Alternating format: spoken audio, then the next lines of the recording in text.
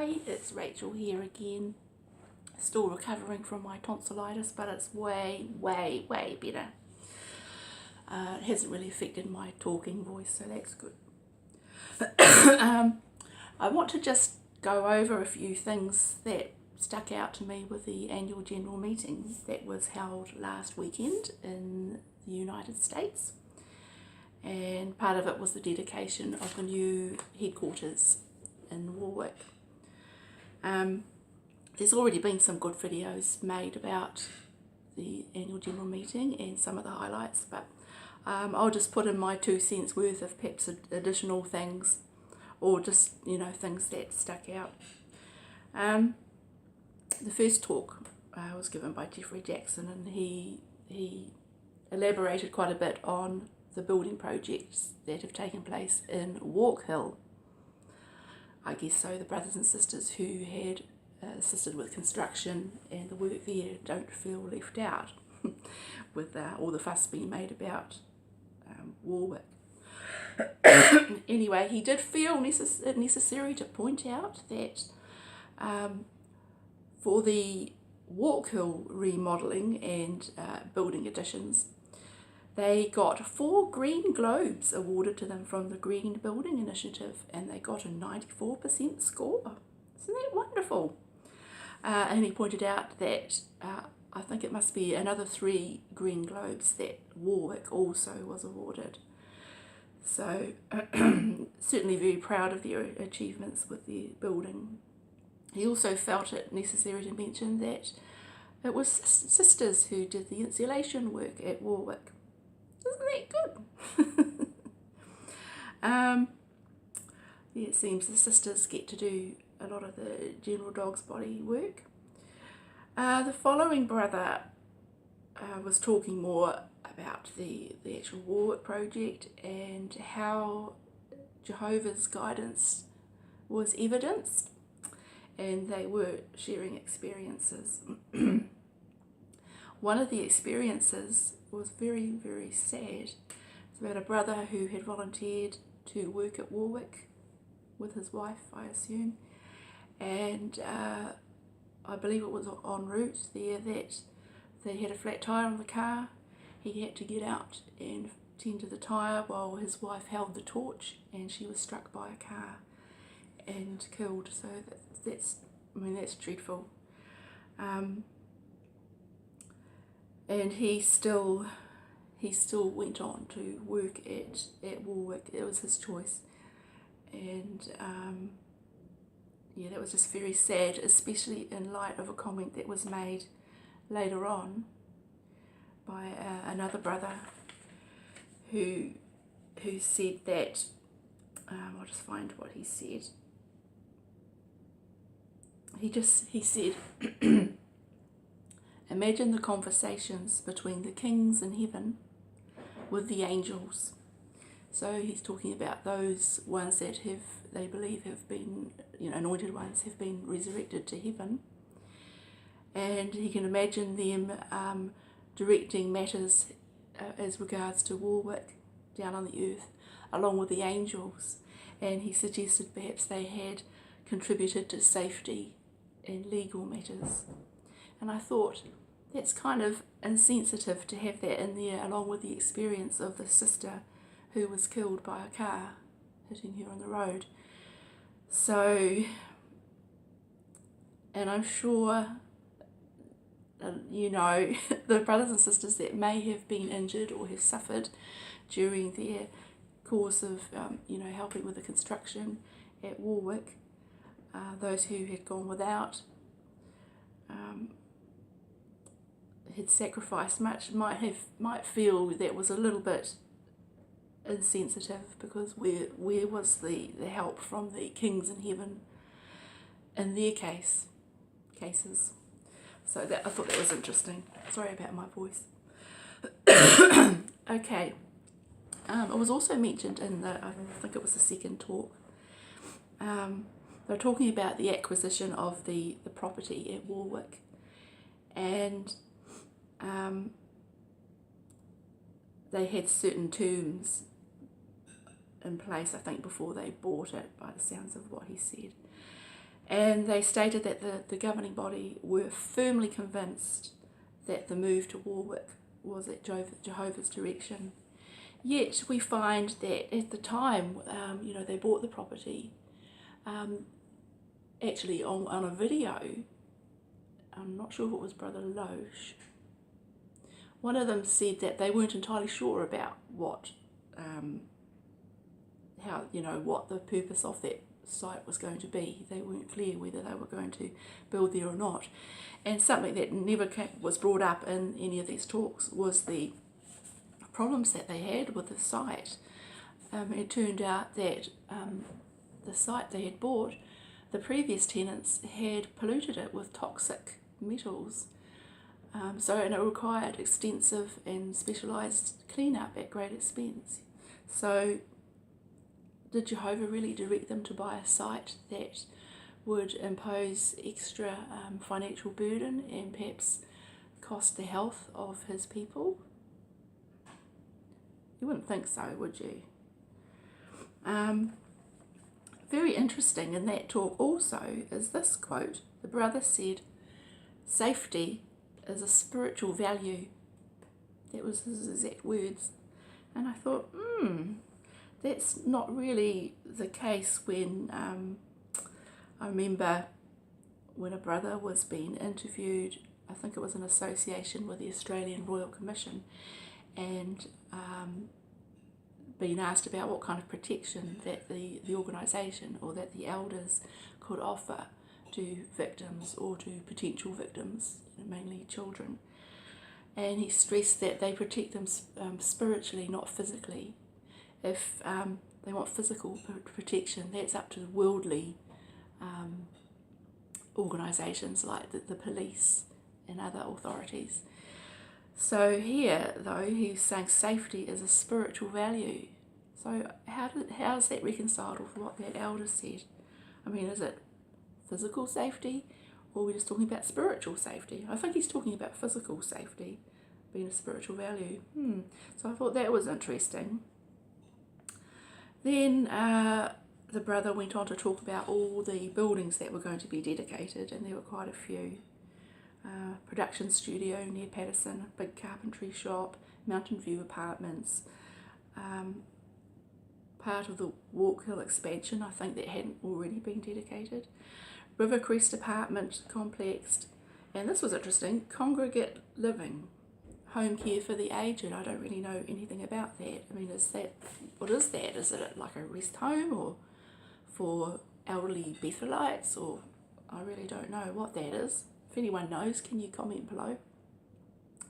Also a huge storage warehouse and 2 hotels, which they call Newburgh Centre A and B, which was for housing temporary workers and guests. So, quite a lot of buildings to be dedicated. Of course, they had the new dedication song, that came after that, and then the dedication talk, which was given by Garrett Loesch. And something that he mentioned was that growth is not evidence of having the truth. So having numbers, like he said, truth is not measured in numbers. Whereas, the organisation has always boasted about numbers. I mean, they have the yearbook, which boasts numbers in just about everything. So he went on to talk about the spiritual paradise, and which is defined as a condition. And he said that I found this intriguing. He said it began in a limited way in 33 CE. So that was with 1st century Christianity, which you would imagine would be closest to the truth. So it began in a limited way then, but it was restored in 1919. Okay, so how can, it's almost like he's saying that restored worship in 1919, in other words, jw.org, is superior to 1st century Christianity. It has full spiritual paradise, rather than a limited spiritual paradise in 33 CE. Interesting. Then he said this. He said the restoration of spiritual paradise was paralleled by expansion materially. That sounds a bit odd, doesn't it? When you consider that Jesus himself said he had no place of abode, he had nowhere to lay his head. There was no focus on material things. They didn't go around building meeting places. They just met in private homes, in the synagogue, in public, by the river, at the marketplace. They didn't go building a huge empire of buildings. That has more in common with what the Pharisees did and the pride that they had in their buildings and their temple and how beautifully it was made. The Christians of the first century weren't interested in material things. Yet here he is saying that the restoration of spiritual paradise was paralleled by expansion materially. And I guess in a way he's saying that in a way as evidence of the restoration of spiritual paradise. Another thing that was mentioned, he said that the sales at Brooklyn, the buildings that they sold there so far, have more than covered the cost of building Warwick, which is a little bit different to what Stephen Lett said not too long ago, where he really made it sound like it was like a trade-off, that what they sold the buildings in Brooklyn for was what was needed to build at Warwick, which isn't true, because we know that the buildings at New York have sold so far in excess of $1 billion. It's an awful lot of money that they must have in the bank account. Okay, yet they're still begging for money, even from poor brothers and sisters. You'd think that, really, just like in the first century, they had a treasury box, a box for the poor, so they would distribute excess funds to those who were needy. And certainly there are many, many needy brothers and sisters all around the globe who could do with some financial help. But no, they are still encouraged to donate even their tiny bit of money. Now, another comment was made that they said that they trusted that Jehovah wanted us to build the headquarters in Warwick and that he chose the site. So it comes back to what I said earlier, why did he choose a toxic, polluted site for his people? Okay, next page of my scribbly scrawly notes. Now, Gerrit Loesch, yes, he was talking about the spiritual temple that the great crowd are supposedly in, and he said it's an arrangement or a provision of worship of Jehovah.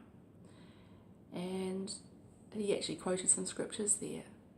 But if you look in the book of Revelation and read where it says the great crowd were located, it actually says that they were in the naos, which is the divine habitation or the sanctuary of God, which is a place that only the priests could go.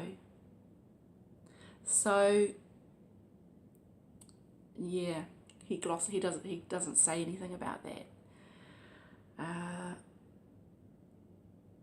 Right, another point that he made that was interesting was that the purpose of the preaching work is not primarily to save people's lives, but to praise Jehovah, because Jehovah is more important than people's lives. So I wonder what Jehovah would think about that. I mean, saving people's lives and showing love to people is evidence of love of God, because God loves people. And he made this very definite statement, emphatic statement: Jehovah is with us. He said that Jehovah will protect the visible headquarters, because the scriptures that say Jehovah will protect his people, he said it goes without saying, well, it's reasonable to believe that he will protect the actual buildings at Warwick, so that they won't be, bombed or burnt down or anything, during the Great Tribulation. He didn't say that, but, he expects that they will be standing and be protected through the Great Tribulation. Okay, then there was a dedication prayer. Then a point was, he said, I think he quoted a scripture which said something along these lines: everything we have done, you have accomplished for us. So, okay. So when they do things wrong, and they admit that they make mistakes and get things wrong, are they saying that Jehovah played a role in that? Almost sounds like it. It's very presumptuous, isn't it, to say something like, when they have success, they will say, well, success in their eyes, they'll say that Jehovah did it. Okay, then we had David Splain give a talk about Ezekiel's temple vision, and basically what it came down to is that the temple that Ezekiel saw, he says, is basically jw.org, the organisation. He had some rather circular reasoning. He said, we are living in the time of the fulfillment of Ezekiel's temple vision. And that was, a vision of true worship being restored. And he asked, since when? When did this happen? And he asked, when was Jehovah's worship lifted above the top of the mountains? In 1919. And then he said this: what a coincidence! Because in 1919, Jehovah's people were also freed from captivity to Babylon the Great. So after being freed from Babylon the Great, we see improvements in true worship, getting better and better, and that Jehovah has progressively guided us. Now, isn't this kind of circular reasoning? He says, when was the Jehovah's worship lifted above the top of the mountains? In 1919. But what's the evidence that he's giving for that? True worship. Okay, if we went back to 1919 and examined the worship of, they were called the International Bible Students still at that time. If we examined what they believed, would we think that it was the restoration of true worship? They still prayed to and worshipped Jesus. They venerated the cross. They celebrated Christmas and birthdays. They believed all sorts of very weird things. They still had some very racist ideas, very strange understandings of prophecies in the book of Revelation. Very weird stuff. And this was true worship restored. And we have to remember that supposedly they believed that it was 1914 that Jesus returned invisibly and did an inspection of all those professing to have faith in him, professing to be Christian. And he personally selected the International Bible Students as being the best of the bunch, I suppose. And then he went about cleansing them. From 1914 to 1919, they went through a cleansing period, and then he appointed them in 1919. So you would think that to be cleansed by Jesus, they would no longer have any false doctrines and practices. But clearly they still did, according to witnesses. You know, they believe that Christmas and birthdays are all pagan origin. They certainly do not pray to Jesus or worship him or the cross. They think it's a pagan, idolatrous symbol. And they prayed to Jesus or worshipped Jesus up until, I think it was the 1950s, so a very long time. So how was it that true worship in the eyes of witnesses was restored in 1919? It doesn't make sense. And I mean, if it was true in 1919, why has it been changed all the time? You know, ever since then, there have been doctrinal changes, and it's not just a matter of things becoming clarified. In many cases, it's going back to a previous understanding, or backwards and forwards many times. Oh, we believe it's A. Oh, no, B. Oh, no, A. Oh, no, B. A, B, A, B, you know, going backwards and forwards. So which one is the truth? How is that true worship being restored? Doesn't make sense. Anyway, I'll be looking forward to the Watchtower article that will no doubt come out sometime next year discussing this. But it seems so extremely presumptuous, even blasphemous really, for them to say that true worship has been restored in their organisation. Even before Jesus has come to judge. And it seems that they apply many scriptures in the Bible that seem to have connection with the New Jerusalem in the book of Revelation, which is a future thing, the New Jerusalem coming down to earth. They apply it to themselves, to their own organisation right now, even before Jesus has come to approve and reward the faithful and discreet slave, which they say is the organisation, the leadership at least of the organisation.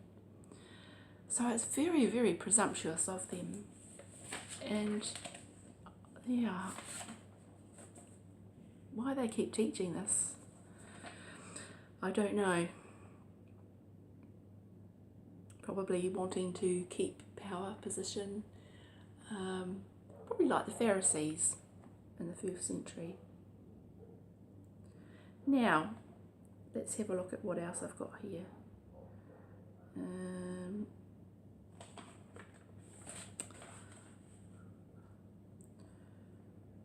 Okay.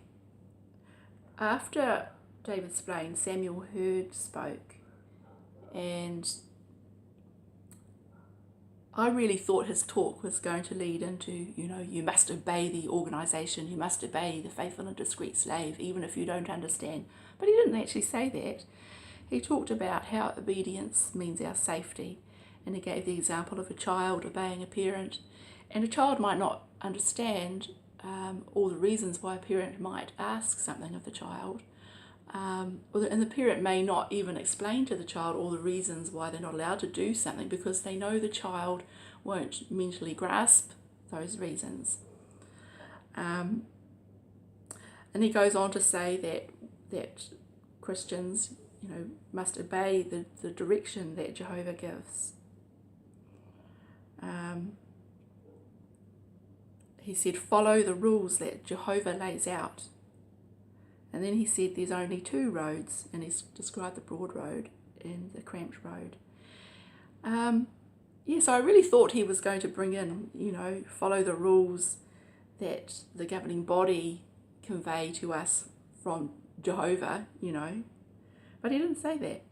And then he said this, Jehovah looks at the good and sees the good, which I thought was, I mean, that's quite a positive thing to say, you know, that he can see the heart of people. And rather than judging people than what you see on the outside, Jehovah sees the heart. So this was quite interesting for him to say this.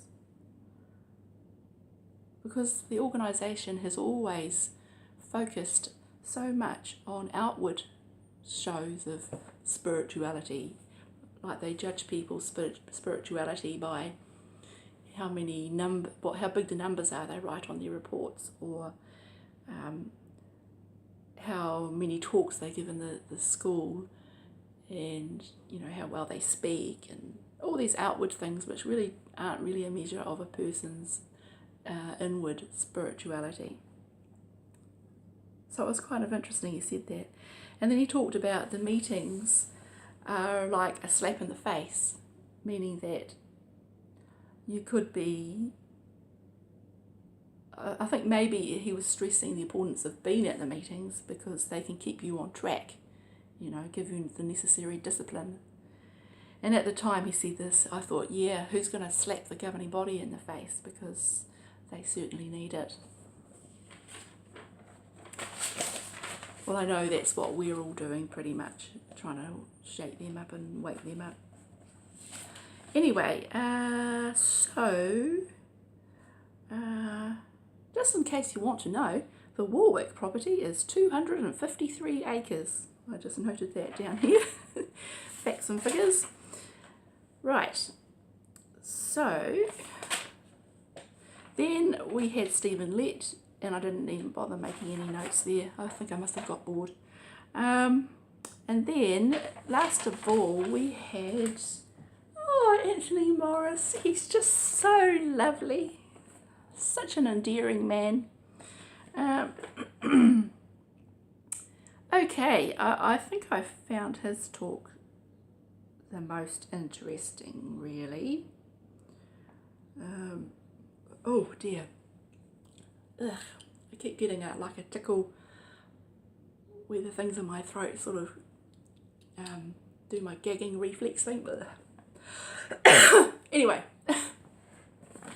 I'll just go through these notes that I've made.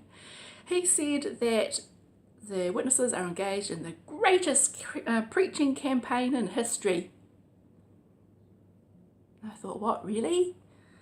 When you see the brothers and sisters standing solemnly next to their carts, with everybody walking past, no one stopping, or they're sitting there on their phones, it doesn't look like the greatest preaching campaign. I think brothers and sisters are hoping that the literature does the preaching for them. Because later on, Anthony Morris talks about the cutbacks in the magazines and a new focus of their preaching activity. And I think this will be a bit worrisome to a lot of witnesses, because I get the impression that they do let the literature do the preaching for them, especially when they would do magazine route calls. They just place the magazines and think, oh, well, they'll read the magazines, and if their heart is right, Jehovah will draw them. Or they'll give them the website address and think, well, if their heart is right, Jehovah will draw them through the website. So, I mean, that still will happen. I suppose they'll push people towards the website. But the literature has played a big part. And I guess a lot of witnesses have felt that if a person's rightly disposed, they will want the literature, and that will get them in the door. They'll request a Bible study or something, but things are going to change. Anyway, Anthony Morris talked about their focus in the ministry. He said they've got to make their blows count, and he quoted 1 Corinthians 9:26, that your blows you weren't to be striking the air, you weren't to have aimless blows, because that's a waste of time and energy. And I think of how much time and energy I wasted in my years with aimless blows. How many witnesses will study with people for year after year, and they know that they're not really going to progress to the point where they want to dedicate themselves to the organisation and be baptised. But it's good to have those numbers on your report. So you spend a lot of time with people who they're not really that interested. They probably like your company more than anything. So a lot of wasted time and energy. So that's got to stop, apparently. The governing body are very concerned about how little time there is left. So they want to change the focus of the work.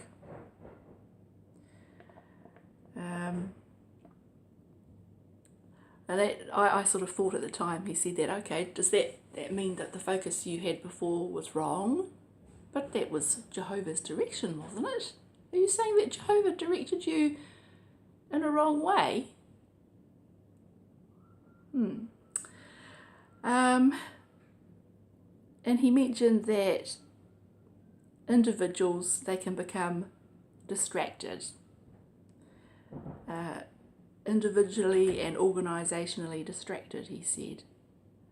Organisationally distracted. So was he there admitting that they got brothers and sisters so tied up in organisational matters that the preaching was left on the back burner, they didn't spend much time in it? So another admission that they'd been doing something that wasn't really good for preaching the good news, for spreading the good news, fulfilling their Bible, their commission. Okay. He quoted Acts 13:48, talking about the rightly disposed for everlasting life. And he says that that's what the focus has to be, to search out those that are rightly disposed for everlasting life. And the rightly disposed ones are the ones who will act on what they are learning. So these are the ones that will progress, in their words, through to becoming baptised. And he said the governing body had identified two problems with the way things had been going that could affect their effectiveness. And he stressed more than once that we are a preaching and teaching organisation.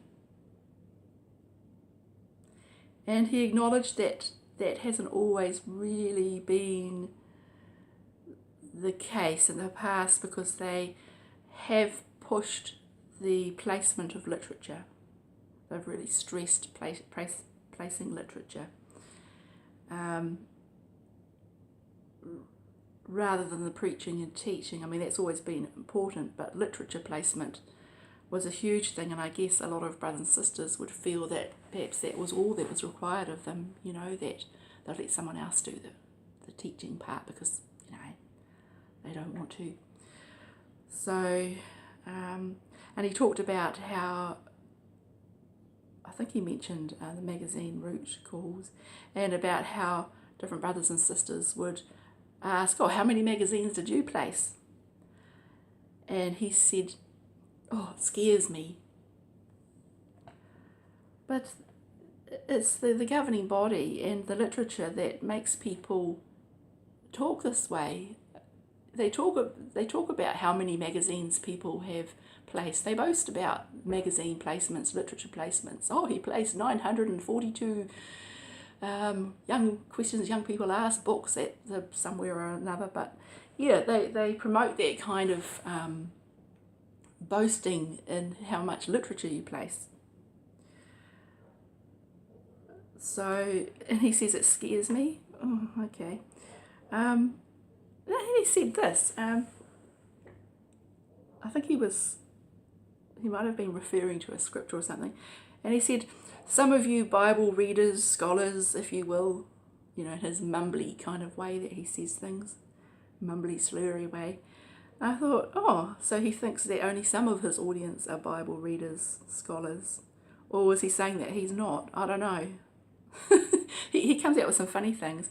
Like he also, I noticed he said things like, God love him, which is something that you don't really expect a witness to say. It's more like something a member of Christendom or a worldly person would say.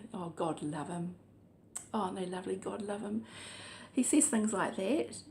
That's not the only thing he said along those lines that I just thought, okay, doesn't really sound like a governing body member or representing the governing body. Okay. He said Jehovah's Spirit is moving us this way.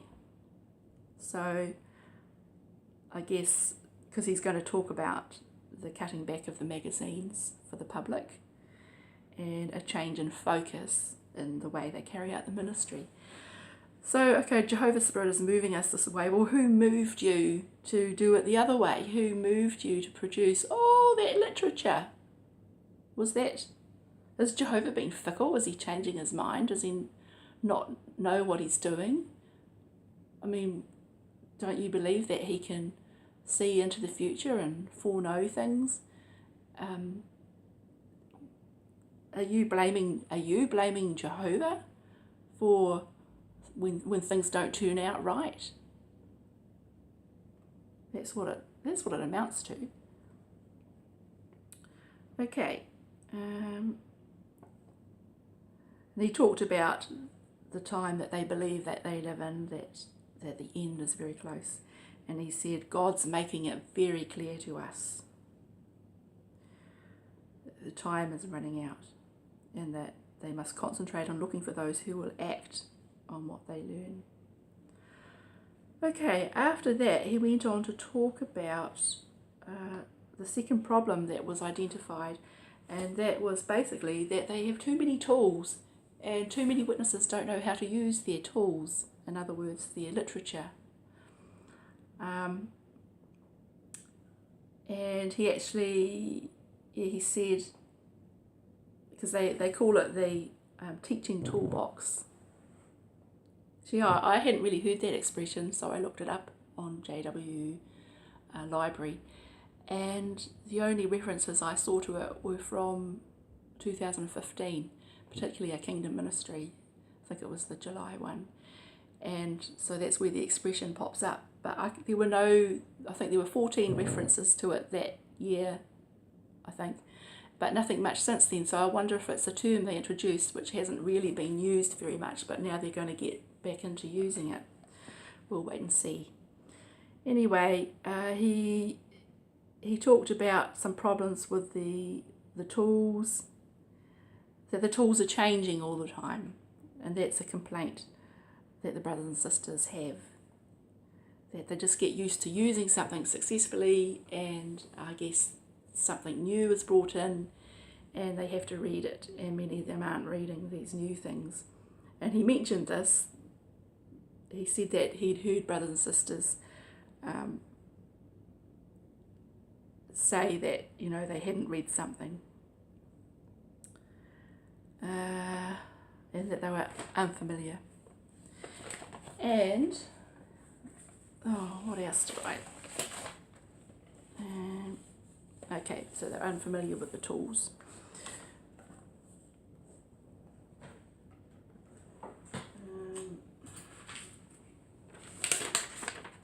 I can't remember if I made any more notes on him, because anyway, so he talked about how they were going to limit the magazines to 3 watchtowers and 3 awakes per year for the public, and that each magazine would only be on one subject, and they're going to revise it. This will be starting next year.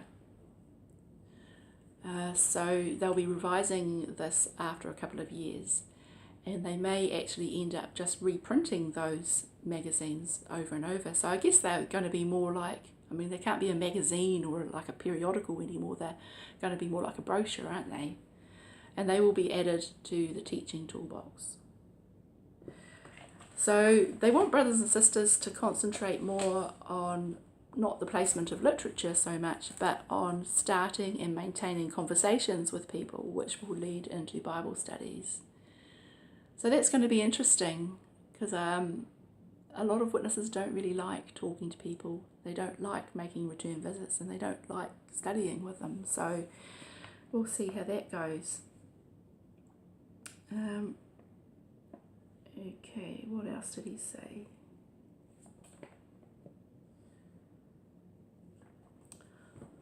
I think that's probably pretty much covers what he brought out in his talk. I feel like I've forgotten something, but anyway, if I have forgotten something, I will add it into the description below this video. So thank you for putting up with me and my umming and ahhing and croaky voice, and I'll see you next time. Bye.